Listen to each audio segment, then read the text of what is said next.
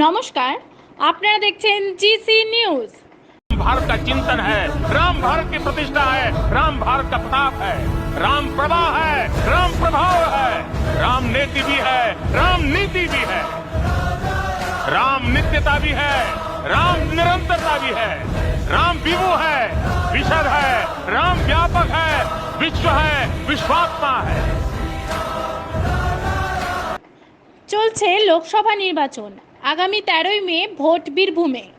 আর তার আগে বীরভূম লোকসভা কেন্দ্রের বিজেপি প্রার্থী শ্রী দেবতনু ভট্টাচার্য মহাশয়ের সমর্থনে আগামীকাল আমোদপুরে নেতাজি মেলা মাঠে জনসভা করতে আসছেন প্রধানমন্ত্রী শ্রী নরেন্দ্র মোদী মহাশয়। আর তাই আজ বায়ুসেনার হেলিকপ্টারের ট্রায়াল রান হয়। আর এই ট্রায়াল রান দেখতেই ভিড় জমায় বহু মানুষ। দেখুন, আগামী 3 তারিখ আমোদপুর নেতাজি সুভাষ মেলার মাঠে মাননীয় দেশের যশস্বী প্রধানমন্ত্রী নরেন্দ্র মোদীজির সভা।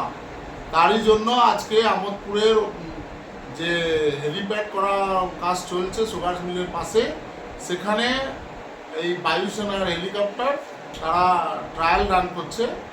সেই জায়গা দিয়ে প্রধানমন্ত্রী নামবেন এবং নেতাজি সুভাষ মেলার মাঠে ঐতিহাসিক জনসভা হবে। আর এই জনসভায় আমাদের যা অনুমান, তাতে সাঁইথিয়া ব্লকের এবং সারাউন্ডিং এরিয়ায় জনসমুদ্র ওখানে আছড়ে পড়বে।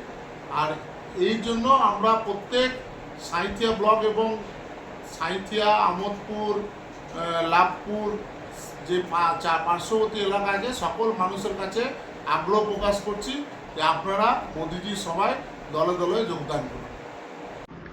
এই ধরনেরই আরও আপডেট পেতে সঙ্গে থাকুন জিসি নিউজের।